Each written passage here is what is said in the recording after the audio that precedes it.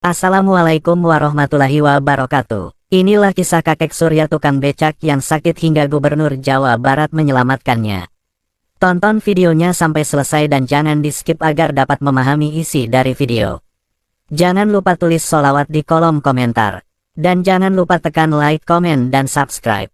Yuk lanjut ke kisahnya. Pagi itu matahari belum sepenuhnya terbit ketika kakek Surya sudah duduk di atas becaknya yang tua.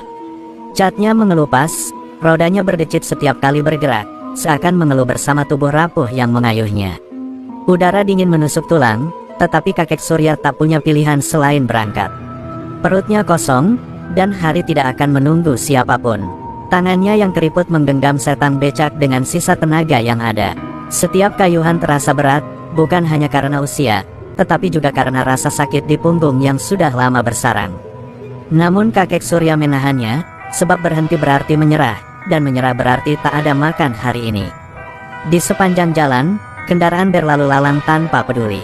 Suara klakson saling bersahutan, debu beterbangan menempel di wajahnya yang penuh garis usia. Orang-orang sibuk dengan urusan masing-masing, sementara kakek Surya berjuang sendirian melawan waktu dan kelemahan tubuhnya. Sesekali ia berhenti, menarik napas panjang sambil menatap langit yang mulai memerah. Dalam hati, ia berdoa lirih agar hari ini ada penumpang yang berbaik hati. Bukan penumpang jauh, cukup yang dekat agar kakinya tak terlalu tersiksa. Kenangan masa muda terlintas di benaknya. Dulu, ia mampu mengayuh becak seharian tanpa mengeluh. Tawa istrinya masih terngiang, menyambutnya pulang dengan secangkir teh hangat. Kini, rumah itu sunyi, dan ia hanya ditemani bayangan masa lalu. Ketika seorang penumpang akhirnya melambaikan tangan, wajah kakek Surya seketika berbinar. Senyum kecil merekah di wajah tuanya, meski tubuhnya terasa semakin rapuh. Ia mengangguk sopan, membantu penumpang naik, lalu kembali mengayuh dengan seluruh sisa kekuatan yang ia miliki. Tak ada yang tahu bahwa setiap kayuhan itu bisa menjadi yang terakhir. Tak ada yang melihat betapa nyeri menjalar dari pinggang ke kaki. Kakek Surya hanya tahu satu hal, selama napas masih ada, ia harus terus bergerak. Becak tua itu pun melaju perlahan di jalanan pagi yang berdebu, membawa seorang kakek dengan beban hidup yang berat. Tanpa ia sadari, hari itu akan menjadi awal dari sebuah perubahan besar, perubahan yang lahir dari penderitaan yang tak pernah ia keluhkan. Pagi yang semula terasa biasa itu perlahan berubah menjadi perjalanan paling menentukan dalam hidup kakek Surya. Becaknya terus melaju menyusuri jalan utama kota, roda tuanya berderit pelan mengikuti irama napas yang mulai tersengal. Penumpang di belakangnya terdiam, sementara kakek Surya memusatkan pandangan ke depan, berusaha menembus arus kendaraan yang semakin padat. Debu jalanan menari di udara, bercampur bau asap knalpot yang menusuk dada. Keringat mengalir di pelipisnya, bukan hanya karena lelah, tetapi karena firasat aneh yang tak bisa ia jelaskan. Jalan itu pernah ia lewati ribuan kali, namun pagi ini terasa berbeda, seolah takdir sedang menunggu di sebuah persimpangan. Saat mendekati perempatan besar, lampu lalu lintas menyala kuning. Kakek Surya memperlambat laju becaknya, berusaha berhenti dengan aman. Namun tubuhnya yang renta tak lagi sekuat dulu. Rem becak yang sudah aus tidak merespons secepat yang ia harapkan. Jantungnya berdegup kencang. Dari samping, suara mesin kendaraan terdengar semakin dekat. Ia mencoba mengayuh mundur sedikit, tapi kaki kanannya gemetar, tak mampu menahan beban tubuh dan becak sekaligus. Dalam sepersekian detik, dunia seakan berjalan lambat, dan kakek Surya hanya bisa pasrah sambil memejamkan mata. Benturan keras, itu datang tanpa ampun. Suara logam beradu memecah udara pagi, disusul teriakan panik dari orang-orang sekitar. Tubuh kakek Surya terlempar dari dudukan becak, jatuh menghantam aspal yang dingin. Rasa sakit menjalar seketika, menusuk punggung dan kakinya seperti ribuan jarum. Napasnya tercekat. Dunia di sekelilingnya berputar. Ia ingin berteriak, tetapi suaranya terperangkap di tenggorokan. Becak yang selama puluhan tahun menjadi sahabat setianya kini tergeletak miring. Rodanya masih berputar perlahan, seolah kebingungan mencari tuannya. Orang-orang mulai mengerumuni lokasi kejadian. Ada yang berteriak memanggil ambulans, ada yang hanya menatap dengan wajah tegang, dan ada pula yang mengabadikan momen itu tanpa berpikir panjang. Kakek Surya terbaring tak berdaya, matanya setengah terbuka, menatap langit yang kini terasa sangat jauh. Setiap tarikan napas menjadi perjuangan. Di antara rasa sakit yang luar biasa, Pikirannya melayang pada satu hal sederhana, apakah ia masih bisa pulang hari ini? Tidak ada kemarahan di wajahnya, hanya kebingungan dan kepasrahan seorang tua yang hidupnya tiba-tiba runtuh. Penumpang becaknya turun dengan wajah pucat, mencoba membantu sebisanya. Ia memegang tangan kakek Surya yang dingin dan gemetar, berusaha menenangkannya. Darah mulai mengalir dari pelipis dan punggungnya, membasahi aspal yang kotor. Kakek Surya ingin mengatakan bahwa ia baik-baik saja, bahwa ini bukan salah siapa-siapa, tetapi bibirnya tak mampu membentuk kata. Dalam benaknya, ia hanya memikirkan satu hal, jika ia tak bisa bekerja lagi, bagaimana ia akan bertahan hidup? Pertanyaan itu menghantamnya lebih keras daripada benturan tadi. Tak lama kemudian, suara sirene terdengar dari kejauhan. Ambulans datang, memecah kerumunan yang semakin padat. Petugas medis bergerak cepat, memasang penyangga di tubuh kakek Surya, mengangkatnya dengan hati-hati. Setiap sentuhan terasa seperti siksaan, membuatnya meringis menahan sakit. Di dalam ambulans, lampu putih menyilaukan matanya. Suara alat medis berdengung di telinganya, bercampur dengan detak jantungnya sendiri yang tak beraturan. Ia menggenggam kain bajunya erat, seakan itu satu-satunya pegangan yang tersisa dalam hidupnya. Di perjalanan menuju rumah sakit, kesadarannya naik turun. Bayangan wajah istrinya muncul di benaknya, tersenyum lembut seperti dulu. Air mata mengalir di sudut matanya, bukan karena sakit fisik semata, tetapi karena ketakutan akan masa depan yang gelap. Ia merasa kecil dan rapuh, seolah dunia terlalu keras bagi seseorang sepertinya. Di tengah sirene yang meraung, ia berdoa dalam hati, memohon agar masih diberi kesempatan untuk hidup, meski hanya sedikit lebih lama. Hari itu, di persimpangan jalan yang biasa ia lewati tanpa rasa takut, hidup kakek Surya berubah selamanya. Kecelakaan itu bukan sekadar benturan fisik, melainkan awal dari penderitaan panjang yang tak pernah ia bayangkan. Becak tua yang setia kini terpisah darinya, dan tubuh yang dulu kuat tak lagi sama. Tanpa ia sadari, 2 tahun penderitaan telah menantinya, membawa sunyi, rasa sakit, dan ujian yang akan menguji keteguhan hatinya hingga batas terakhir. Kesadaran kakek Surya kembali perlahan di ruang rumah sakit yang dingin dan berbau obat. Lampu putih di atas kepalanya terasa menyilaukan, membuat matanya perih setiap kali terbuka. Tubuhnya terbalut perban, dan rasa nyeri menjalar tanpa ampun dari punggung hingga kaki. Ia mencoba menggerakkan jari, lalu kakinya, namun yang ia rasakan hanya mati rasa bercampur sakit yang menyesakkan. Suara langkah perawat dan alat medis terdengar asing di telinganya. Dalam diam, ia menyadari sesuatu yang menakutkan, tubuhnya tak lagi patuh pada keinginannya. Hari-hari pertama berlalu dalam kabut rasa sakit dan kebingungan. Dokter datang dan pergi, menjelaskan cedera tulang belakang dengan kata-kata yang sulit ia pahami. Yang ia tangkap hanyalah satu kalimat yang terus terngiang, bahwa pemulihan tidak akan mudah dan mungkin tidak akan sempurna. Setiap kali mendengar itu, dadanya terasa sesak. Ia menatap langit-langit kamar, bertanya dalam hati mengapa kecelakaan itu harus terjadi padanya. Becak, jalanan, dan keringat kini terasa seperti kehidupan lain yang telah direnggut darinya tanpa izin. Ketika akhirnya ia dipulangkan, rumah kecilnya terasa asing. Kasur tipis di sudut ruangan menjadi dunia barunya.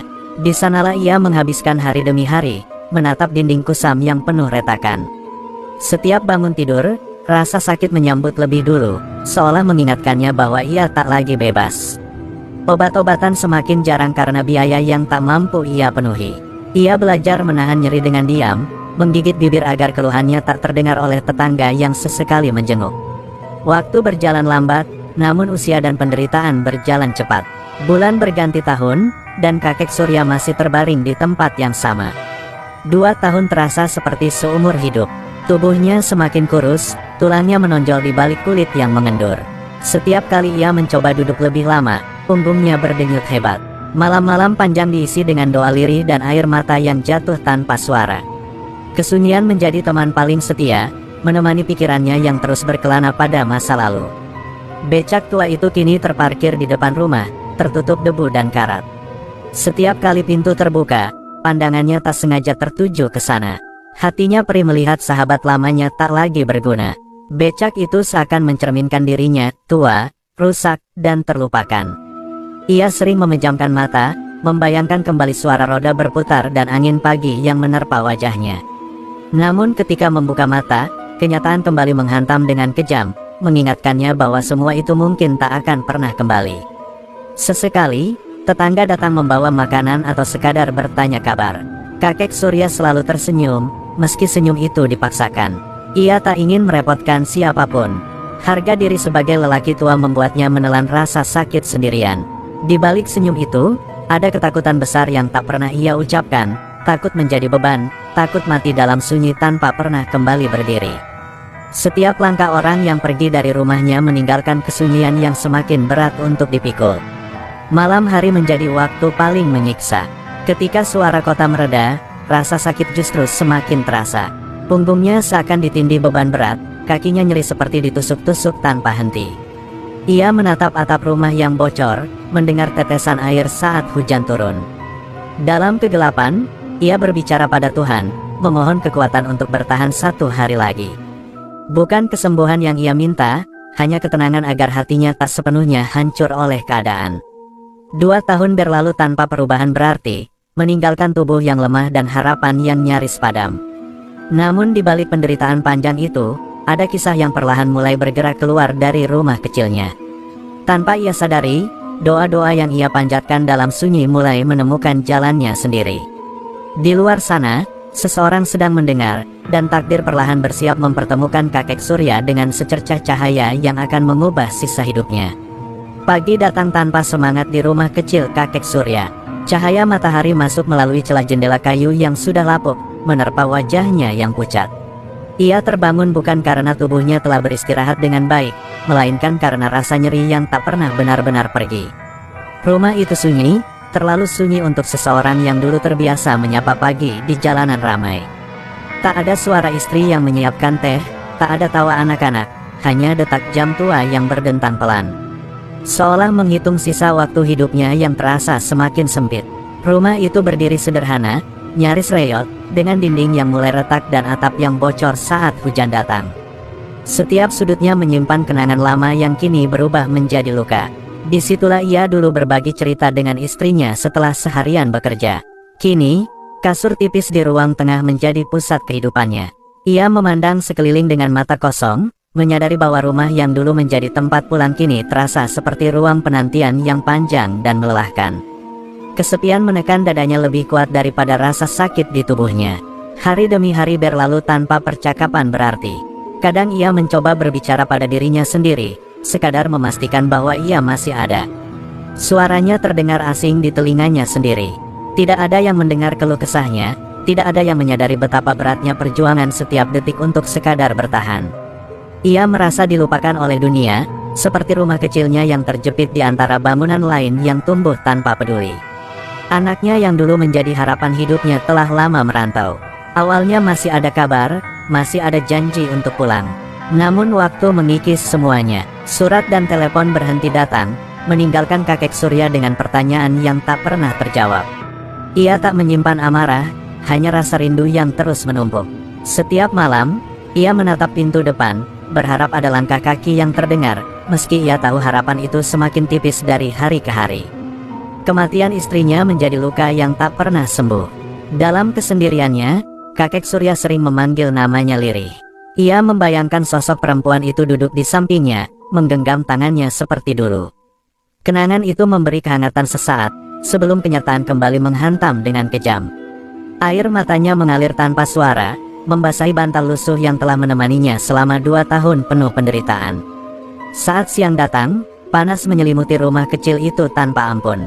Kakek Surya hanya bisa terbaring, memejamkan mata untuk menahan silau dan rasa pusing. Perutnya sering kosong, namun ia sudah terbiasa. Rasa lapar terasa lebih mudah ditahan dibandingkan rasa kehilangan dan ketidakberdayaan. Ia belajar hidup dengan sangat sedikit, bahkan dengan harapan yang hampir habis. Setiap tarikan napas terasa berat, namun ia tetap bertahan, meski tak tahu untuk apa. Becak tua di depan rumah seolah menjadi saksi bisu kesunyiannya. Dari tempatnya berbaring, kakek Surya bisa melihatnya melalui pintu yang sedikit terbuka. Becak itu kini berdebu, ban kempis, dan besinya berkarat. Ia merasa seolah melihat dirinya sendiri. Dulu kuat dan berguna, kini diam tak berdaya. Hatinya teriris setiap kali memandangnya, tetapi ia tak sanggup meminta siapapun untuk menyingkirkannya. Becak itu adalah bagian dari hidupnya yang tersisa. Di tengah sunyi yang menyesakkan itu, kakek Surya tetap menggenggam satu hal kecil yang belum sepenuhnya hilang, doa. Dalam keterbatasan dan kesepian, ia masih percaya bahwa Tuhan tidak sepenuhnya berpaling. Meski hari-harinya gelap dan sepi, ia berharap suatu saat pintu rumah kecil itu akan terbuka untuk sebuah perubahan. Ia tak tahu kapan atau bagaimana, tetapi jauh di dalam hatinya, secercah harapan kecil masih bertahan, menunggu untuk ditemukan. Kesunyian rumah kecil kakek Surya perlahan mulai terusik oleh langkah-langkah kaki dari luar. Beberapa tetangga yang tinggal berdekatan mulai menyadari bahwa sudah lama mereka tidak melihat becak itu bergerak atau mendengar sapaan ramah sang kakek di pagi hari. Awalnya hanya rasa penasaran, lalu berubah menjadi kekhawatiran. Suatu siang, seorang ibu tetangga memberanikan diri mengetuk pintu kayu yang catnya sudah mengelupas. Ketukan itu terdengar pelan, namun bagi kakek Surya, suara itu seperti gema yang memecah sunyi yang telah lama membungkus hidupnya. Pintu terbuka perlahan, memperlihatkan tubuh Renta yang terbaring lemah di atas kasur tipis. Wajah kakek Surya tampak terkejut sekaligus malu. Ia tak menyangka masih ada yang peduli. Tatapan mata para tetangga seketika berubah sendu. Mereka melihat sendiri betapa kurus dan pucat tubuhnya, betapa sunyi rumah itu, dan betapa berat beban hidup yang telah ia pikul sendirian selama 2 tahun. Tak ada kata yang terucap pada awalnya, hanya keheningan yang dipenuhi rasa iba dan penyesalan karena terlambat menyadari. Sejak hari itu, rumah kakek Surya tak lagi sepenuhnya sunyi. Tetangga datang bergantian, membawa sepiring nasi, sedikit lauk, atau sekadar segelas air hangat. Bantuan itu sederhana, namun bagi kakek Surya terasa sangat besar. Ia menerima dengan tangan gemetar dan mata berkaca-kaca. Setiap ucapan, "Semoga lekas membaik," terdengar seperti doa yang menguatkan. Meski tubuhnya tetap lemah, hatinya mulai merasakan kehangatan yang telah lama hilang dari hidupnya. Namun kepedulian itu juga membawa rasa perih tersendiri. Kakek Surya sering menunduk, menahan rasa malu karena harus bergantung pada orang lain. Ia terbiasa menjadi orang yang memberi jasa, bukan penerima bantuan. Dalam diam, ia sering meminta maaf, meski tak ada yang menuntutnya. Para tetangga hanya bisa menggeleng, mengatakan bahwa membantu sesama adalah kewajiban. Tetapi di hati kakek Surya, harga diri yang runtuh menjadi luka yang tak mudah disembuhkan. Di antara para tetangga, ada seorang pemuda yang sering duduk lebih lama, mendengarkan cerita kakek Surya tentang masa lalunya. Tentang jalanan kota, tentang becak, dan tentang istrinya yang telah tiada. Cerita-cerita itu disampaikan dengan suara lirih, seolah takut kenangan itu ikut menghilang jika diucapkan terlalu keras. Pemuda itu mendengarkan dengan serius, matanya memerah, menyadari bahwa penderitaan ini bukan hanya tentang sakit fisik, tetapi tentang kehilangan seluruh makna hidup. Kabar tentang kondisi kakek Surya perlahan menyebar ke lingkungan sekitar. Dari warung kecil di ujung gang, dari obrolan sore di pos ronda, hingga percakapan ibu-ibu di pagi hari. Banyak yang merasa prihatin, namun tak sedikit pula yang hanya bisa menghela napas. Semua hidup dalam keterbatasan masing-masing. Kepedulian ada, tetapi kemampuan untuk menolong lebih jauh terasa sangat terbatas. Rasa iba itu menggantung di udara, tanpa tahu harus berbuat apa lagi. Suatu sore, seorang tetangga merekam kondisi rumah dan keadaan kakek Surya menggunakan ponselnya. Niatnya sederhana, hanya ingin mencari bantuan yang lebih luas. Video itu memperlihatkan becak tua yang berdebu, rumah kecil yang sunyi, dan seorang kakek yang terbaring lemah dengan mata penuh pasrah. Tak ada dramatisasi, hanya kenyataan yang apa adanya. Tanpa disadari, rekaman itu menjadi suara bagi penderitaan yang selama ini terpendam dalam diam. Malam itu, kakek Surya kembali terbaring sendirian, namun hatinya terasa sedikit berbeda. Ia tak lagi sepenuhnya merasa sendirian. Di balik rasa sakit yang masih sama, ada keyakinan kecil yang mulai tumbuh. Ia tak tahu bahwa langkah kecil para tetangganya telah membuka jalan menuju sesuatu yang lebih besar. Jauh di luar rumah kecil itu, kisahnya sedang berjalan menuju telinga seseorang yang kelak akan mengubah sisa hidupnya. Video sederhana itu berjalan perlahan menembus ruang-ruang digital, berpindah dari satu ponsel ke ponsel lain, membawa wajah kakek Surya dan rumah kecilnya ke hadapan banyak mata. Tak ada musik sedih, tak ada kata-kata berlebihan, hanya kenyataan yang telanjang. Seorang kakek terbaring lemah, becak tua berkarat, dan suara lirih yang menceritakan 2 tahun penderitaan. Banyak yang menonton dalam diam, sebagian menitikkan air mata, sebagian lagi hanya bisa menghela napas panjang. Di antara ribuan layar itu, kisah tersebut akhirnya melintasi batas yang tak pernah dibayangkan oleh para tetangga. Di sebuah ruang kerja yang sibuk, video itu berhenti di tangan seseorang yang terbiasa melihat laporan dan angka, namun tetap peka pada denyut kehidupan rakyat kecil. Kang Deddy Mulyadi menatap layar ponselnya dengan serius. Ia memutar ulang video itu tanpa suara, memperhatikan detail demi detail, tatapan mata kakek Surya, nada pasrah dalam suaranya, dan kesunyian rumah kecil yang terasa menekan. Dadanya menghangat, lalu mengeras oleh rasa prihatin yang dalam. Baginya, ini bukan sekadar cerita viral, melainkan potret luka yang nyata. Ia terdiam beberapa saat, membiarkan perasaan itu bekerja. Dalam pikirannya terlintas wajah-wajah rakyat kecil yang pernah ia temui, perjuangan yang sering tersembunyi di balik senyum sopan. Video itu seolah berbicara langsung kepadanya, meminta lebih dari sekadar simpati. Kang Deddy menarik napas panjang, lalu menutup ponselnya perlahan. Keputusan mulai terbentuk, bukan sebagai pejabat yang menjaga jarak, melainkan sebagai manusia yang tak sanggup berpaling dari penderitaan sesamanya. Tanpa banyak bicara, ia memanggil stafnya. Suaranya tenang, namun tegas.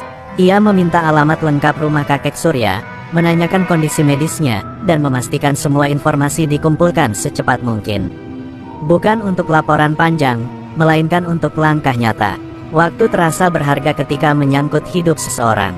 Di tengah kesibukan agenda dan protokol, kisah seorang tukang becak tua kini menjadi prioritas yang tak bisa ditunda. Berita tentang perhatian Kang Deddy mulai berembus pelan.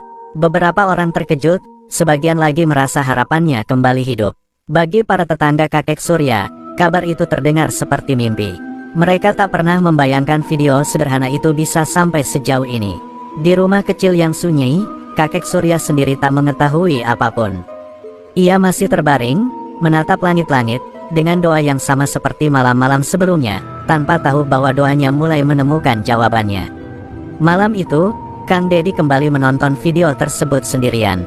Kali ini dengan suara. Setiap kata terasa berat, setiap jeda terdengar seperti jeritan yang tertahan. Ia memejamkan mata sejenak, merasakan kemarahan yang tenang terhadap ketidakadilan hidup. Bukan marah pada siapapun, tetapi pada keadaan yang membiarkan seorang tua menderita dalam diam selama 2 tahun.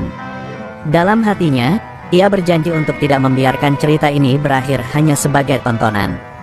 Keputusan itu akhirnya diucapkan dengan sederhana, namun bermakna besar. Ia akan datang sendiri, bukan mengirim perwakilan, bukan sekadar bantuan dari jauh. Ia ingin melihat, mendengar, dan menyentuh langsung kenyataan yang ada. Baginya, jarak antara pemimpin dan rakyat tak boleh terlalu jauh hingga rasa kemanusiaan ikut memudar.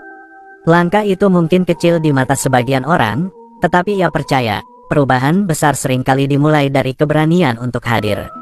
Sementara itu, di rumah kecil yang sunyi, kakek Surya tertidur dengan napas berat. Di luar, malam bergerak perlahan, membawa angin yang lembut menyentuh dinding rapuh rumahnya. Ia tak tahu bahwa di tempat lain, seseorang sedang bersiap menempuh perjalanan panjang demi dirinya. Dua dunia yang selama ini terpisah kini bergerak menuju satu titik pertemuan. Dan ketika fajar berikutnya menyingsing, takdir kakek Surya akan mulai berubah arah. Pagi itu udara terasa berbeda, seolah membawa kabar yang tak terlihat. Kang Deddy Mulyadi bersiap meninggalkan pendopo dengan langkah yang mantap. Tanpa iring-iringan berlebihan, tanpa jarak yang sengaja diciptakan, ia memilih kesederhanaan. Di dalam hatinya, ada dorongan kuat yang tak bisa ditunda. Kisah kakek Surya terus terbayang, melekat seperti luka yang harus segera diobati. Setiap menit terasa berharga, sebab bagi seseorang yang terbaring 2 tahun dalam penderitaan, waktu bukan lagi sekadar hitungan jam, melainkan harapan yang terus menipis. Di perjalanan, pandangannya menembus jendela kendaraan, menyusuri jalanan yang ramai oleh aktivitas warga.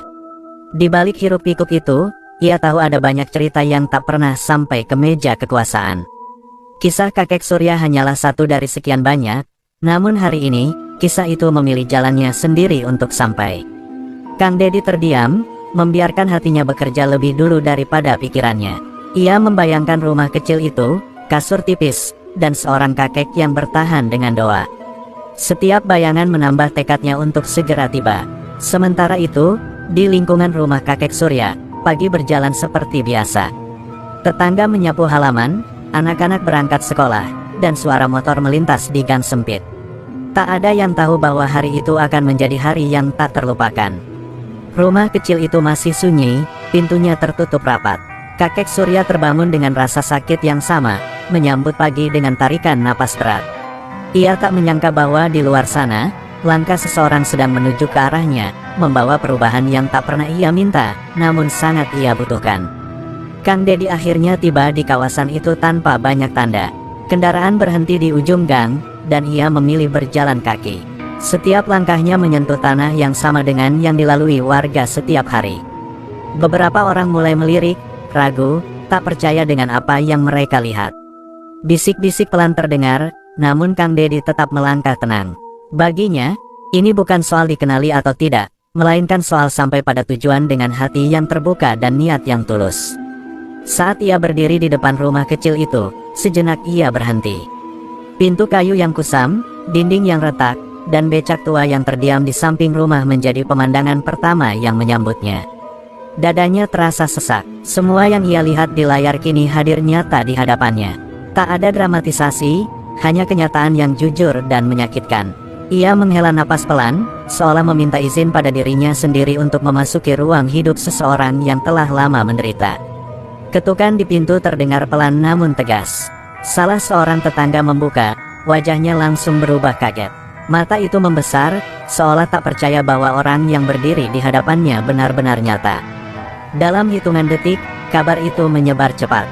Beberapa warga mulai berkumpul, sebagian menahan haru, sebagian lagi hanya terdiam. Kang Dedi mengangguk sopan, meminta izin untuk masuk. Tidak ada kata-kata besar, hanya sikap rendah hati yang membuat suasana terasa hangat sekaligus tegang. Di dalam rumah, kakek Surya terbaring seperti biasa, tak menyadari apa yang sedang terjadi di luar. Suara langkah kaki terdengar mendekat. Ia mencoba mengangkat kepala, namun rasa sakit menahannya. Ketika pintu terbuka dan sosok Kang Dedi masuk, pandangan mereka akhirnya bertemu. Mata kakek Surya membelalak, napasnya tercekat. Ia tak yakin apakah yang ia lihat nyata atau sekadar mimpi yang lahir dari kelelahan dan doa panjang yang tak kunjung terjawab. Untuk sesaat, ruangan itu dipenuhi keheningan yang berat. Seorang pemimpin berdiri di hadapan seorang tukang becak tua yang telah lama terbaring tak berdaya. Tak ada jarak pangkat, tak ada tembok kekuasaan.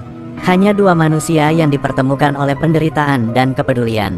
Di momen itulah, kakek Surya merasakan sesuatu yang telah lama hilang dari hidupnya, perasaan bahwa ia masih dilihat, masih dianggap ada, dan masih layak untuk diperjuangkan. Kakek Surya terpaku menatap sosok yang berdiri di hadapannya. Matanya yang redup berusaha memastikan apa yang ia lihat benar-benar nyata. Jantungnya berdegup tak beraturan, napasnya tersendat di dada. Selama 2 tahun ia terbiasa menerima sunyi dan rasa sakit, bukan kehadiran seorang pemimpin yang berdiri begitu dekat. Tangannya bergetar ingin bergerak, namun tubuhnya tak lagi menurut. Dalam kebingungan dan keterkejutan itu, air mata mengalir begitu saja, seolah semua kesedihan yang tertahan menemukan jalannya keluar sekaligus. Kang Dedi melangkah mendekat dengan perlahan, lalu berjongkok agar sejajar dengan wajah kakek Surya. Tidak ada ekspresi iba yang berlebihan, hanya tatapan penuh empati. Ia menyapa dengan suara lembut, memperkenalkan diri seolah berbicara kepada keluarga sendiri. Kalimat sederhana itu menghancurkan benteng terakhir di hati kakek Surya. Tangisnya pecah, bukan tangis keras, melainkan isak panjang yang membawa seluruh rasa sakit, kehilangan, dan kelelahan yang telah ia simpan sendirian selama bertahun-tahun. Kakek Surya mencoba berbicara, namun kata-kata tak mampu keluar dengan utuh. Suaranya bergetar, terputus oleh napas yang berat. Ia hanya mampu meminta maaf karena tak bisa bangun menyambut tamunya. Kang Dedi segera menggeleng, menggenggam tangan keriput itu dengan kedua tangannya. Sentuhan hangat itu membuat kakek Surya terdiam. Sudah lama tak ada yang menggenggam tangannya dengan cara seperti itu, seolah mengatakan bahwa ia tidak sendirian dan tidak perlu merasa rendah di hadapan siapapun. Di sekitar mereka, suasana rumah kecil itu berubah. Tetangga yang menyaksikan dari luar menunduk, beberapa tak kuasa menahan air mata. Mereka melihat sendiri bagaimana seorang pemimpin menanggalkan segala jarak dan protokol. Kang Dedi duduk di kursi kayu sederhana, mendengarkan dengan penuh perhatian saat kakek Surya mulai menceritakan hidupnya. Setiap kata keluar perlahan, seolah ditarik dari luka yang dalam, namun didengarkan dengan kesabaran yang tulus. Kakek Surya bercerita tentang kecelakaan itu, tentang rasa sakit yang tak kunjung pergi, tentang malam-malam panjang yang diisi doa dan air mata. Ia bercerita tentang becaknya, tentang istrinya yang telah pergi, dan tentang rasa takut menjadi beban bagi orang lain. Suaranya sering terhenti, dadanya naik turun menahan emosi. Kang Dedi tidak memotong, tidak terburu-buru memberi janji. Ia membiarkan kisah itu mengalir, karena ia tahu, didengar sepenuhnya adalah bentuk pertolongan pertama yang paling penting. Sesekali Kang Dedi mengangguk pelan, matanya berkaca-kaca. Ia melihat bukan hanya tubuh yang terluka, tetapi jiwa yang telah lama lelah berjuang sendirian. Ketika kakek Surya selesai bercerita, ruangan kembali sunyi. Sunyi yang berbeda, sunyi yang penuh makna. Kang Dedi menarik napas dalam-dalam, lalu berbicara dengan suara tenang namun mantap, mengatakan bahwa penderitaan ini tidak boleh dibiarkan berlanjut. Kata-kata itu jatuh ke hati kakek Surya seperti hujan di tanah kering. Untuk pertama kalinya setelah 2 tahun, kakek Surya merasakan sesuatu yang hampir ia lupakan, rasa aman. Bukan karena janji besar, tetapi karena kehadiran nyata di hadapannya. Ia tak lagi merasa sendirian melawan rasa sakit dan ketidakpastian. Di matanya, Kang Dedi bukan sekadar gubernur, melainkan perpanjangan tangan dari doa-doa yang selama ini ia panjatkan dalam gelap. Tangisnya kembali jatuh, kali ini bukan karena putus asa, melainkan karena harapan yang perlahan tumbuh. Pertemuan itu mengguncang hati semua yang menyaksikan. Di rumah kecil yang sederhana, terjadi peristiwa besar yang tak tercatat di buku sejarah, namun terukir kuat di ingatan. Seorang tukang becak tua yang hampir menyerah pada hidup akhirnya merasa dilihat dan dihargai. Dan di momen itu, takdir kakek Surya benar-benar mulai berubah, bukan lagi berjalan menuju akhir yang sunyi, melainkan menuju babak baru yang masih penuh perjuangan, namun tak lagi sendirian. Setelah air mata perlahan mereda, suasana di rumah kecil itu berubah menjadi hening yang syarat makna. Kang Dedi tetap duduk di hadapan kakek Surya, tubuhnya condong ke depan, matanya tak beranjak sedikit pun. Ia tidak terburu-buru, tidak memotong jeda yang muncul di antara napas berat sang kakek. Baginya, diam juga bagian dari mendengar. Di ruangan sempit itu, waktu seakan melambat, memberi ruang bagi luka lama untuk muncul ke permukaan tanpa rasa takut dihakimi. Kakek Surya kembali membuka cerita yang lebih dalam, tentang hari-hari setelah kecelakaan yang terasa seperti hukuman tanpa akhir. Ia menceritakan bagaimana setiap pagi bangun dengan rasa sakit yang sama, bagaimana malam selalu terasa lebih panjang dari siang. Ia mengaku sering merasa tak berguna, merasa hidupnya berhenti di persimpangan jalan 2 tahun lalu. Suaranya lirih, namun jujur. Setiap kata keluar dari hati yang lelah, dan Kang Dedi menyerapnya dengan kesadaran penuh, seolah tak ingin satu pun terlewat. Ia juga bercerita tentang rasa malu yang menghantuinya, tentang bagaimana ia menolak meminta tolong, meski perut sering kosong dan obat semakin mahal. Harga diri seorang lelaki tua menjadi beban tersendiri yang tak kalah berat dari rasa sakit fisik. Kakek Surya menunduk saat mengaku sering berpura-pura kuat di depan tetangga. Kang Dedi mendengarkan tanpa ekspresi menghakimi, hanya mengangguk pelan, seolah berkata bahwa perasaan itu wajar, bahwa ia dipahami. Sesekali Kang Dedi mengajukan pertanyaan singkat, bukan untuk menginterogasi, melainkan untuk memahami lebih utuh. Ia menanyakan perawatan terakhir, obat yang masih diminum, dan rasa sakit yang paling sering dirasakan. Setiap jawaban dicatat dalam ingatannya, bukan di atas kertas. Ia ingin memastikan bahwa keputusan yang diambil nanti berangkat dari kenyataan, bukan asumsi. Mendengar, baginya, adalah bentuk tanggung jawab yang paling dasar. Kakek Surya mulai berbicara tentang istrinya dengan suara yang bergetar. Tentang bagaimana ia kehilangan tempat bersandar, dan bagaimana kesepian terasa lebih menyakitkan daripada cedera di tubuhnya. Air matanya kembali jatuh, namun kali ini ia tidak buru-buru menghapusnya. Kang Dedi membiarkannya menangis. Tidak ada upaya untuk menghentikan kesedihan itu, karena ia tahu, tangis yang tertahan terlalu lama justru bisa mematahkan jiwa. Ketika cerita sampai pada anaknya yang tak lagi memberi kabar, kakek Surya terdiam lama. Kata-kata terasa terlalu berat untuk diucapkan. Kang Dedi menunggu dengan sabar, memberi ruang bagi keheningan itu. Dalam diam, ia merasakan betapa rapuhnya posisi seorang tua yang kehilangan sandaran hidup. Tidak ada solusi instan untuk luka seperti itu, tetapi mengakuinya adalah langkah awal yang penting. Setelah semua tumpah, Kang Dedi akhirnya berbicara lebih panjang. Ia tidak menjanjikan keajaiban, tidak pula menawarkan kata-kata manis yang kosong. Ia hanya mengatakan bahwa penderitaan ini tidak boleh ditanggung sendirian, dan bahwa negara hadir bukan hanya dalam bentuk aturan, tetapi juga kepedulian. Kalimat itu sederhana, namun bagi kakek Surya terdengar seperti pengakuan bahwa hidupnya masih bernilai. Di akhir percakapan, kakek Surya menghela napas panjang, seolah beban berat sedikit terangkat dari dadanya. Ia merasa didengar sepenuhnya untuk pertama kali setelah sekian lama. Bukan sekadar didatangi, tetapi benar-benar dipahami. Di rumah kecil itu, mendengar dengan hati telah membuka jalan bagi pertolongan yang lebih nyata. Dan tanpa disadari kakek Surya, langkah menuju pemulihan, meski tak sempurna, baru saja dimulai. Setelah percakapan panjang itu, Kang Dedi berdiri dengan keputusan yang telah bulat di hatinya. Ia menatap kakek Surya bukan dengan iba, melainkan dengan tanggung jawab. Tangannya kembali menggenggam tangan renta itu, kali ini lebih erat, seolah menyampaikan janji tanpa harus diucapkan panjang lebar. Ia mengatakan bahwa langkah pertama adalah memastikan kakek Surya mendapatkan perawatan yang layak. Bukan besok, bukan nanti, tetapi sekarang. Kalimat itu membuat dada kakek Surya bergetar. Selama 2 tahun, tak pernah ada kata "sekarang" dalam hidupnya, hanya penundaan dan penantian. Kang Dedi segera memberi arahan kepada staf yang menyertainya. Ia meminta agar ambulans dipersiapkan dan rumah sakit rujukan dihubungi. Segalanya bergerak cepat, kontras dengan lambannya waktu yang selama ini dirasakan kakek Surya. Tetangga yang menyaksikan dari luar rumah terdiam, sebagian menutup mulut menahan haru.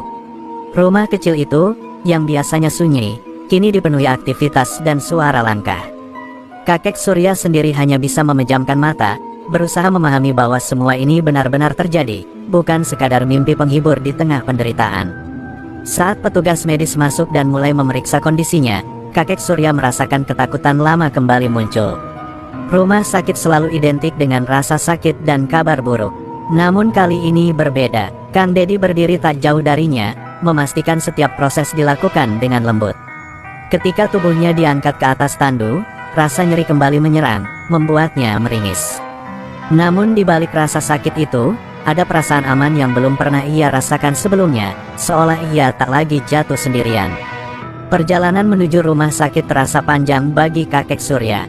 Suara sirene kembali mengingatkannya pada hari kecelakaan itu, membuat jantungnya berdegup lebih cepat.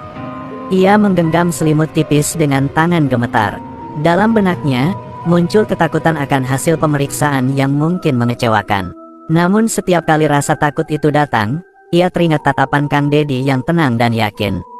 Tatapan itu menjadi pegangan kecil yang menahannya agar tidak tenggelam dalam kecemasan. Setibanya di rumah sakit, kakek Surya langsung ditangani oleh tim medis. Pemeriksaan demi pemeriksaan dilakukan dengan teliti. Dokter membaca hasil lama dan membandingkannya dengan kondisi terkini.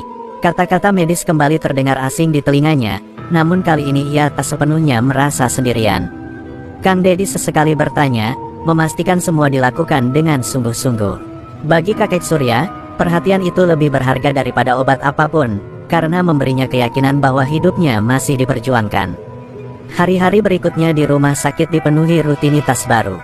Fisioterapi dimulai, perlahan dan menyakitkan. Setiap gerakan kecil terasa seperti perjuangan besar. Kakek Surya sering mengerang menahan nyeri, keringat dingin mengalir di wajahnya. Ada saat-saat ketika ia ingin menyerah, ingin kembali berbaring tanpa harapan. Namun setiap kali keputusasaan datang, ia teringat bahwa seseorang telah melangkah jauh demi dirinya. Ia tak ingin menyia-nyiakan uluran tangan itu. Kang Dedi tak hanya datang sekali. Ia memastikan perkembangan kakek Surya dipantau dengan serius. Ia berbicara dengan dokter, mendengarkan penjelasan tentang keterbatasan yang mungkin permanen. Tidak ada janji palsu yang diberikan kepada kakek Surya. Yang ada hanyalah kejujuran dan rencana yang realistis. Meski kemungkinan pulih sepenuhnya kecil, ada peluang untuk hidup lebih baik, lebih mandiri. Kata-kata itu menenangkan, karena tidak dibungkus harapan kosong, melainkan kepedulian yang nyata. Di tengah rasa sakit dan kelelahan, kakek Surya mulai merasakan perubahan kecil dalam dirinya. Bukan hanya pada tubuhnya, tetapi pada hatinya. Ia tak lagi merasa menjadi beban yang tak diinginkan.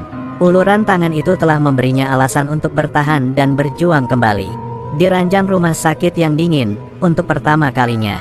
Setelah 2 tahun, ia menutup mata dengan perasaan bahwa hidupnya masih memiliki arah. Dan dari titik itulah, perjalanan panjang menuju penerimaan dan harapan baru benar-benar dimulai. Hari-hari di rumah sakit mengalir dengan ritme yang berat bagi kakek Surya. Setiap pagi ia terbangun dengan tubuh yang masih terasa asing, dipenuhi nyeri yang belum sepenuhnya jinak. Bau antiseptik memenuhi udara, menjadi pengingat bahwa perjuangan ini belum selesai. Meski begitu, ada sesuatu yang berbeda dalam dadanya. Ia tidak lagi bangun dengan perasaan hampa. Di balik rasa sakit yang sama, kini ada tujuan kecil yang mendorongnya untuk bertahan, meski langkahnya terlatih dan napasnya sering tersengal. Sesi fisioterapi menjadi ujian paling berat. Terapis memintanya menggerakkan kaki sedikit demi sedikit, melawan rasa nyeri yang membuatnya ingin berteriak. Keringat bercucuran, tangannya mencengkeram tepi ranjang dengan kuat. Setiap gerakan kecil terasa seperti mendaki gunung tanpa puncak. Ada saat-saat ketika air matanya jatuh tanpa bisa ditahan, bukan karena sakit semata, tetapi karena rasa frustrasi menghadapi tubuh yang tak lagi patuh. Namun di sela isak itu, ia memilih untuk tidak berhenti. Dokter menjelaskan dengan jujur bahwa pemulihan kakek Surya memiliki batas. Saraf dan tulang yang rusak tak mungkin kembali seperti semula. Kalimat itu terasa seperti palu yang menghantam dadanya. Harapan untuk kembali mengayuh becak runtuh seketika. Namun dokter juga mengatakan bahwa dengan latihan dan perawatan, ia masih bisa duduk, berdiri sebentar, dan menjalani hidup dengan lebih layak. Di antara kabar pahit itu, ada secercah terang yang perlahan ia genggam. Malam-malam di rumah sakit kembali menjadi waktu refleksi. Kakek Surya menatap jendela kamar, melihat lampu kota dari kejauhan. Ia memikirkan hidupnya, tentang kerja keras yang telah ia lakukan, dan tentang masa depan yang kini harus ia terima dengan bentuk baru. Ada kesedihan mendalam ketika menyadari bahwa sebagian mimpinya tak akan kembali. Namun ia juga belajar bahwa hidup bukan hanya tentang apa yang hilang, melainkan tentang apa yang masih tersisa untuk diperjuangkan. Kang Dedi beberapa kali datang menjenguk, tidak dengan kata-kata besar, melainkan dengan kehadiran yang konsisten. Ia bertanya tentang rasa sakit, tentang kemajuan kecil yang mungkin tak terlihat oleh orang lain. Kakek Surya merasa dihargai, bukan dikasihani. Setiap kunjungan itu menjadi penguat batin. Ia merasa memiliki tanggung jawab, bukan kepada siapapun, tetapi kepada dirinya sendiri, untuk terus berusaha agar tidak menyerah pada keadaan. Perlahan, perubahan kecil mulai terasa. Kakek Surya mampu duduk lebih lama tanpa rasa pusing yang hebat. Ia bisa berdiri dengan bantuan, meski lututnya gemetar dan keringat dingin mengalir deras. Setiap kemajuan sekecil apapun dirayakan dalam diam, sebagai kemenangan pribadi yang tak ternilai. Ia belajar bersyukur pada hal-hal sederhana, pagi tanpa nyeri berlebih, senyum perawat, dan secangkir air hangat yang terasa begitu berarti. Namun perjuangan itu juga membawa kelelahan mental. Ada hari-hari ketika semangatnya runtuh, ketika ia merasa lelah berharap. Pada saat-saat itu, ia teringat 2 tahun yang ia habiskan terbaring tanpa pertolongan. Dibandingkan masa itu, rasa sakit hari ini terasa memiliki makna. Ia tak lagi berjuang dalam kesepian. Kesadaran itu membuatnya bangkit kembali, meski harus dimulai dari langkah yang sangat kecil. Ketika masa perawatan intensif berakhir, kakek Surya menyadari bahwa kesembuhan yang ia capai bukanlah kesembuhan seutuhnya. Tubuhnya tak akan pernah sama, namun jiwanya perlahan menemukan kekuatan baru. Ia telah melewati titik terendah dan masih berdiri, meski dengan keterbatasan. Di balik semua luka dan ketidakmampuan, ia belajar menerima kenyataan. Dengan kepala tegak, perjuangan untuk sembuh telah mengajarkannya satu hal penting, hidup masih layak dijalani, meski tak lagi seperti dulu. Hari kepulangan kakek Surya dari rumah sakit tiba dengan perasaan yang bercampur aduk. Tubuhnya memang lebih stabil, namun langkahnya tetap terlatih dan bergantung pada alat bantu.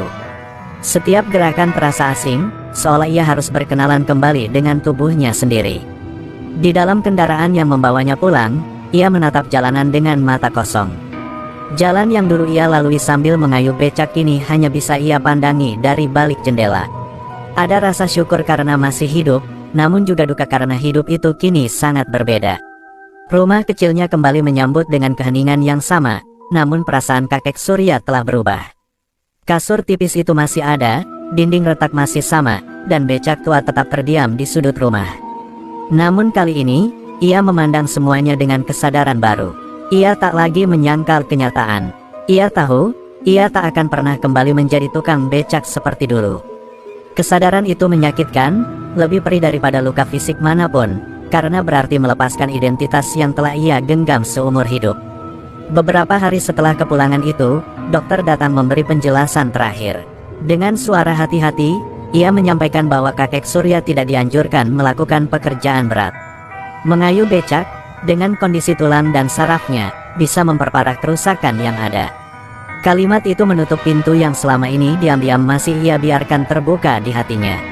Setelah dokter pergi, kakek Surya terdiam lama. Tangannya mengepal, matanya menatap lantai, menahan gejolak perasaan yang berdesakan di dadanya. Malam itu menjadi malam yang paling berat sejak ia pulang. Ia menangis tanpa suara, menutup wajahnya dengan tangan yang gemetar. Ia merasa kehilangan dirinya sendiri. Selama puluhan tahun, ia dikenal sebagai tukang becak, lelaki pekerja keras yang tak pernah mengeluh. Kini, ia harus menerima bahwa peran itu telah berakhir. Ia takut menjadi tidak berguna, takut hidupnya hanya akan diisi ketergantungan dan belas kasihan. Ketakutan itu menggerogoti hatinya, membuat malam terasa panjang dan melelahkan. Kang Dedi kembali datang beberapa hari kemudian. Ia melihat perubahan di wajah kakek Surya, kesedihan yang lebih dalam dari sebelumnya. Dengan tenang, ia duduk dan mendengarkan tanpa mendesak. Ketika kakek Surya akhirnya mengungkapkan ketakutannya, Kang Dedi tidak membantah atau menenangkannya dengan janji kosong. Ia hanya berkata bahwa nilai seseorang tidak ditentukan oleh pekerjaan lamanya, melainkan oleh kemampuannya bertahan dan beradaptasi. Kata-kata itu sederhana, namun perlahan meresap ke dalam hati kakek Surya. Untuk pertama kalinya, kakek Surya mencoba memandang masa depan tanpa becak. Bayangan itu terasa kosong dan menakutkan, namun juga membuka kemungkinan lain yang belum pernah ia pikirkan. Ia mulai memahami bahwa menerima kenyataan bukan berarti menyerah, melainkan berhenti melawan hal yang tak bisa diubah. Dalam diam, ia belajar berdamai dengan keterbatasan tubuhnya. Proses itu tidak instan, penuh air mata dan penyangkalan, tetapi perlahan ia mulai mengendurkan genggaman pada masa lalu. Hari-hari berikutnya diisi dengan latihan kecil di rumah. Duduk lebih lama, berdiri perlahan, dan berjalan beberapa langkah di dalam rumah. Setiap usaha itu bukan lagi untuk kembali mengayuh becak, melainkan untuk mempertahankan kemandirian yang tersisa. Kakek Surya mulai merasakan kebanggaan kecil dari hal-hal sederhana. Ia tak lagi mengukur dirinya dari seberapa jauh ia bisa pergi, tetapi dari seberapa kuat ia bertahan di tempatnya berdiri sekarang. Pada akhirnya, menerima kenyataan menjadi perjuangan paling sunyi sekaligus paling penting dalam hidup kakek Surya. Ia kehilangan banyak hal, tetapi tidak kehilangan harga dirinya sebagai manusia. Di rumah kecil itu, dengan tubuh yang tak lagi sempurna, ia mulai menata ulang harapan. Ia belum tahu apa yang menantinya, tetapi ia tahu satu hal pasti, hidupnya belum selesai. Dan di balik keterbatasan itu, sebuah jalan baru perlahan mulai terbuka, menunggu untuk dilalui dengan keberanian yang berbeda. Pagi itu datang dengan cahaya yang lembut, menyentuh rumah kecil kakek Surya seperti janji yang perlahan ditepati. Tubuhnya masih kaku ketika bangun, namun hatinya tidak lagi sepenuhnya gelap. Ia duduk di tepi kasur, menatap ruang sempit yang akan kembali menjadi pusat hidupnya. Di sanalah ia akan bertahan, bukan dengan mengayuh, melainkan dengan cara baru yang belum sepenuhnya ia pahami. Ada kegelisahan, tetapi juga rasa ingin mencoba. Setelah menerima kenyataan, kini ia berdiri di ambang pilihan berikutnya, menyerah dalam diam atau melangkah pelan ke arah harapan. Kang Dedi kembali datang tanpa banyak pengumuman. Ia membawa senyum yang tenang dan tatapan yang penuh pertimbangan. Setelah menanyakan kabar dan kondisi tubuh kakek Surya, ia mulai berbicara tentang masa depan yang mungkin masih bisa dibangun dari rumah kecil itu. Ia tidak berbicara tentang keajaiban, melainkan tentang peluang sederhana yang realistis. Kang Dedi mengatakan bahwa bekerja tidak selalu berarti pergi jauh atau mengandalkan tenaga besar. Terkadang, hidup bisa kembali bergerak dari tempat seseorang jatuh, dengan cara yang lebih bersahabat pada tubuh dan usia. Kakek Surya mendengarkan dengan seksama, meski hatinya masih diliputi keraguan. Ia takut berharap terlalu tinggi. Ia takut gagal, takut tak sanggup menjalankan apapun dengan kondisi tubuhnya sekarang. Ketika Kang Dedi menyebutkan kemungkinan berjualan kecil di rumah, dada kakek Surya bergetar. Ingatannya melayang pada masa lalu, saat ia pernah membantu istrinya berjualan sederhana. Kenangan itu menyakitkan sekaligus menghangatkan. Ia tak langsung menjawab, hanya menunduk, berusaha menatap perasaan yang kembali bergejolak. Dengan suara tenang, Kang Dedi mengatakan bahwa ia tidak akan membiarkan kakek Surya memulai semuanya sendirian. Ia menawarkan bantuan berupa modal usaha kecil, cukup untuk memulai sesuatu yang sederhana dan sesuai kemampuan. Bukan belas kasihan, melainkan kepercayaan. Kalimat itu menusuk hati kakek Surya lebih dalam daripada janji apapun. Selama ini, ia menerima bantuan sebagai bentuk iba. Kini, ia ditawari kepercayaan untuk bangkit dengan tangannya sendiri, meski dalam keterbatasan. Air mata kembali mengalir di wajah kakek Surya. Kali ini bukan karena kehilangan, melainkan karena rasa terharu yang sulit diungkapkan. Ia merasa dihargai sebagai manusia yang masih mampu berbuat sesuatu. Dengan suara bergetar, ia mengangguk pelan, menerima tawaran itu. Tangannya yang gemetar menjabat tangan Kang Dedi, erat, seolah menggenggam kesempatan yang tak ingin ia lepaskan. Di momen itu, ia merasakan beban di dadanya sedikit terangkat, digantikan oleh rasa tanggung jawab yang menumbuhkan keberanian. Beberapa hari kemudian, bantuan itu mulai diwujudkan. Sebuah gerobak kecil didatangkan, bersama perlengkapan sederhana untuk berjualan di depan rumah. Tetangga berdatangan, membantu menata dan membersihkan. Rumah kecil itu tak lagi terasa sunyi. Ada suara obrolan, tawa kecil, dan semangat gotong royong yang lama tak hadir. Kakek Surya duduk memperhatikan, matanya berkaca-kaca. Ia merasa kembali menjadi bagian dari kehidupan, bukan sekadar penonton yang terbaring menunggu hari berlalu. Saat semuanya siap, kakek Surya berdiri dengan bantuan tongkat, menatap gerobak kecil itu lama sekali. Ia menyentuh permukaannya dengan tangan bergetar, seolah memastikan benda itu nyata. Dalam benaknya, ada ketakutan akan hari-hari sulit yang mungkin datang. Namun di balik itu, ada kebanggaan kecil yang mulai tumbuh. Ini bukan becak, bukan jalanan luas, tetapi ini adalah langkah. Langkah kecil yang ia pilih sendiri, dengan sisa tenaga dan martabat yang masih ia jaga. Malam itu, sebelum tidur, kakek Surya berdoa dengan perasaan yang berbeda. Untuk pertama kalinya setelah lama, doanya bukan hanya permohonan agar kuat menahan sakit, melainkan permohonan agar ia mampu menjalani hari esok dengan jujur dan tekun. Modal usaha itu bukan sekadar uang atau gerobak, melainkan simbol kepercayaan dan kesempatan kedua. Di rumah kecil yang dulu sunyi, harapan kini menemukan tempatnya untuk tumbuh, pelan namun pasti, bersama tekad seorang kakek yang memilih untuk terus hidup. Pagi pertama kakek Surya membuka warung kecilnya datang dengan rasa gugup yang tak biasa. Ia bangun lebih awal, meski tubuhnya masih terasa kaku dan nyeri. Dengan gerakan perlahan, ia menyiapkan dagangan seadanya, dibantu oleh tetangga yang setia menemani. Setiap napas terasa berat, namun hatinya berdebar seperti seorang pemula yang akan melangkah ke dunia baru. Warung itu sederhana, hanya beberapa barang kebutuhan harian, tetapi bagi kakek Surya, itu adalah simbol keberanian untuk kembali berdiri di tengah hidup yang hampir ia lepaskan. Saat warung kecil itu resmi dibuka, kakek Surya duduk di kursi kayu di balik meja dagangan.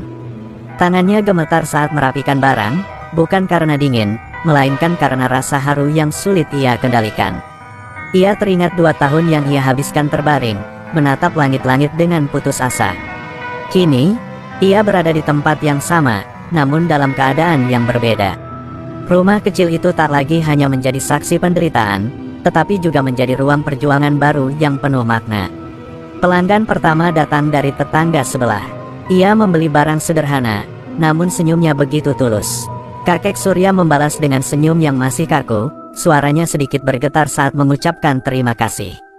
Transaksi itu terasa lebih berharga daripada uang yang diterimanya. Itu adalah pengakuan bahwa ia kembali berperan, kembali dibutuhkan. Setelah pelanggan itu pergi, kakek Surya menunduk sejenak, menahan air mata yang nyaris jatuh karena perasaan syukur yang begitu dalam. Hari demi hari berlalu, dan warung kecil itu mulai dikenal. Tak selalu ramai, namun cukup untuk membuat kakek Surya merasa hidupnya bergerak kembali. Ada hari-hari sepi yang menguji kesabarannya, dan ada hari-hari di mana tubuhnya terlalu lelah untuk tersenyum. Namun setiap malam, ia menghitung hasil dagangan dengan hati-hati, bukan untuk membandingkan, melainkan untuk mensyukuri. Sedikit demi sedikit, ia belajar bahwa keberkahan tidak selalu datang dalam jumlah besar, tetapi dalam rasa cukup yang menenangkan. Tubuhnya memang tak pernah kembali kuat. Kadang rasa nyeri datang tiba-tiba, memaksanya beristirahat lebih lama. Ada hari-hari ketika ia hanya bisa duduk dan membiarkan tetangga membantu melayani pembeli. Pada saat-saat itu, rasa minder sempat muncul. Namun ia mengingat pesan Kang Dedi, bahwa keterbatasan bukan alasan untuk menghapus nilai diri.